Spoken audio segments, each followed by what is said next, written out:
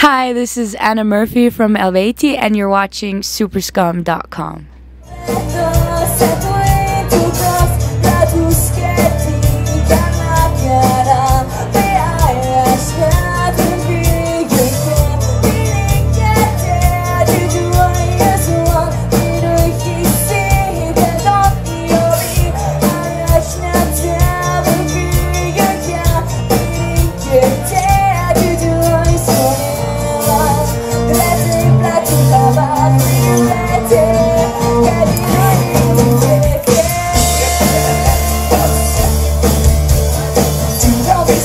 Hi, this is Birgit Haugen with Superscum.com, and we are once again interviewing ELUVEITIE. Last time you guys were here, sold out show in Denver at the Marquee. So how has the tour been going so far? It's been going really, really well. We're enjoying it, and we've had really good crowds so far. We didn't really know what to expect. So yeah, we're enjoying it a lot. And by the way, this is Anna Murphy, the hurdy-gurdiest of the band. Exactly. You guys also were on that 70,000 Tons of Metal cruise. How was that? It was very cool. We got on the boat and we didn't know when we're gonna play, and it was pretty chaotic for us, and we ended up playing at I think 3 in the morning. You had 2 sets though, right? Yeah, we had 2 sets. We went on the boat. We got drunk immediately. They had just fantastic drinks and so fancy and just too much going on all over the place. And then we went to bed and then we slept. We got up in the middle of the night and played a show. It was really great. Your Black album, also known as Helvetios, is coming out the mid-February or the end of February here in America, but you already got the CDs for sale at your shows. Yes. And by the way, they already sold out once. They just got new ones today, and I'm pretty sure they're going to sell out again. How many new songs are you playing? 2, 3, 2 new songs. Meet the Enemy and Havoc? The Enemy and Havoc, yes. And on our headlining shows, we're playing 4. Rose for Epona and The Siege. Yeah. This is also your first concept album. What made you guys decide to finally do a concept album? Well, it was actually Merlin's idea, our drummer. And he just had the idea, wouldn't it be cool to do a concept album about the Gaulish War? And well, everybody immediately liked the idea, and then Kriegel, he sat behind his books and figured out a good concept. So that was actually my next question. Whose idea was it anyway? So it was Merlin's, not Kriegel's? It was Merlin's idea initially, and Kriegel, well, since he's our mastermind, as you know, he then came up with the whole concept and worked it out. And real quick, the storyline is about the Helvetian War. It's about the Gaulish War, but it's told from the viewpoint of the Helvetians, which was a Gaulish tribe, and it's told in a chronological order, basically. So it's kind of, you could say, it's kind of like a movie soundtrack. The album. With this album, you guys also ventured in a lot of different musical genres. There was some thrash in there, some rock and roll in there. Is there a reason why? No, we just we always get the question of how does this album compare to your previous albums, and we're like, it's better. For fuck's sake, if you want to analyze the album, go ahead, but don't ask us, because we just do what we want, what we think sounds cool. We don't think about what it is. We just record songs and call it a song by ELUVEITIE, and that's it. And yeah, it's very diverse, but I think we've always been, so I don't think it's something very new for us. Last time when you guys were here, I did an interview with Riegel, and he told me that probably the next album will also be done with Tommy Wetherly, and lo and behold, it also was done. Do you think that him being involved in the album has something to do with your sound? Since he was in Creator and Corona? Well, songwriting-wise, no. But the sound has never been so good. that's why we're and gonna. it's also never been so good because Anna is working there now. Of course. But Tommy he's pretty much the winner, I'd say, in mixing an ELUVEITIE album. And it's really never sounded so good. And well, it's definitely, I mean, he's a thrash metal head, as you know, so maybe that's why the album does sound a bit harsher, and the metal is maybe a bit more important this time, which is a good thing. Yeah, I like it. I love it. Yeah. Love it. Love it. Yeah. Now, you work right now for a while now at Sound Farm Studios. Were you in any shape or form involved with the engineering, the mixing, producing, or were you just a band member? I actually was involved because we couldn't record everything at Tommy's studio, so we ended up recording most of the folk instruments, the bass, and my vocals. We recorded at the Sound Farm Studios. So and I did all the editing and sent it to Tommy, but I wasn't involved in any mixing or. A lot of members of your band are recording in different studios. Does that affect at all the sound of the band, or does it make it harder or easier for the final mix? It does affect it in the way that if we would have recorded everything with Tommy, he would have probably used, you know, different microphones or different preamps with certain instruments or vocals. It does affect the sound in the end, and for him as a mixer, it would have definitely been easier if he could have done everything, because he knows, you know, what he wants to do in the mix. So if, for instance, we had the problem with my vocals, because I used the microphone initially, which I really like with my vocals, but he said that's not going to work in the mix, so we had to use something different. And it was like the communication, okay, use this, okay, send me a sample of this, but you know, I mean, it was an honor for me to work with him, so that was a cool thing. And Karna also was on the boat, right? Yeah.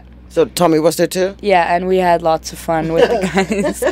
We had like the Swiss drinking squad. Oh, nice. Yeah. The new album, you guys did not overproduce it, like, you know, it's come and go right now with the newer production. You went more for a natural sound. How would you say the new album compares to the other albums you did? Other than it's your best thus far. Yeah, the new one's always the best, of course. Well, it is very harsh, the production, which is cool. It's very authentic. There's no, you know, stupid effects. It doesn't, the drums sound like actual drums. They don't sound like samples. And I love it so much I couldn't even, you know, say anything more, but cool. Yeah, it's just really good. Stupid answer. I don't know. Buy it! Yeah, buy it!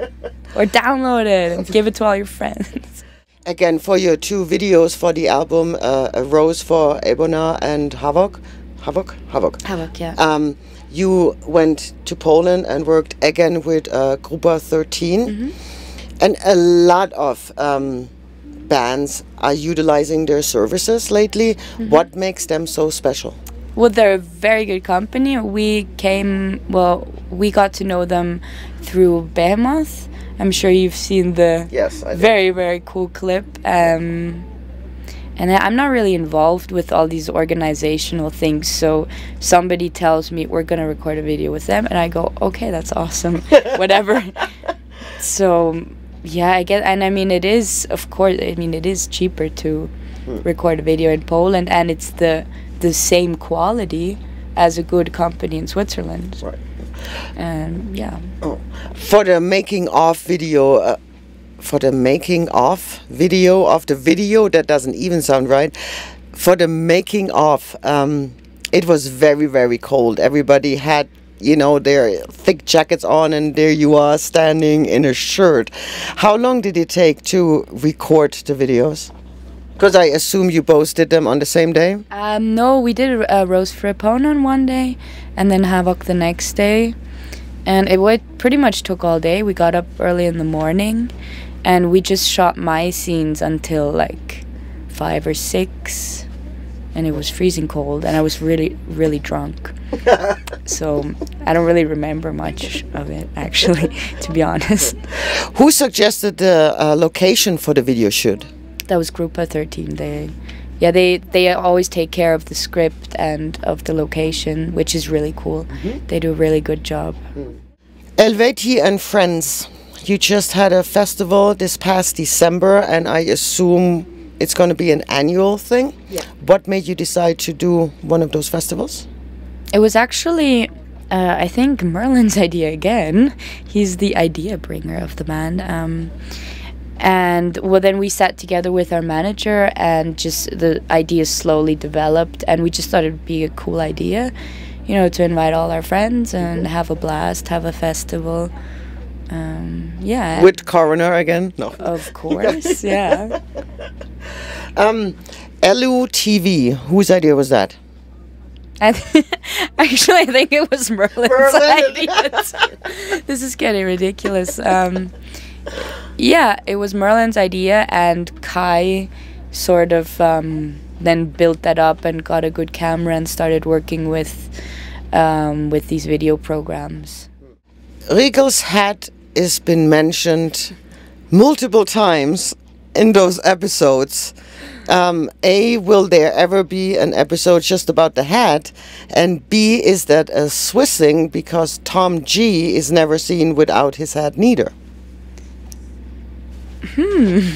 I never really thought about that. I would really welcome the idea of having an episode on Kriegel's hat, just because it would be funny, and it would really just, it would be that stupid that it just really fits to us, because I mean, if you know ELUVEITIE, it's completely retarded. Oh, yes, let's be honest. It's funny, but the hat thing, yeah, I don't know. He one day he decided to wear a hat, and he just never took it off. And I mean, it suits him, so yes, it does. Fair play to that. I might try it out myself someday, who knows. And again, speaking of Kriegel, he did an interview with DSR3 the other day, Swiss television radio, and it was almost an hour long. I mean, it was epic. Do you guys get more press, more interview requests in Switzerland or Europe period, or is it across the board?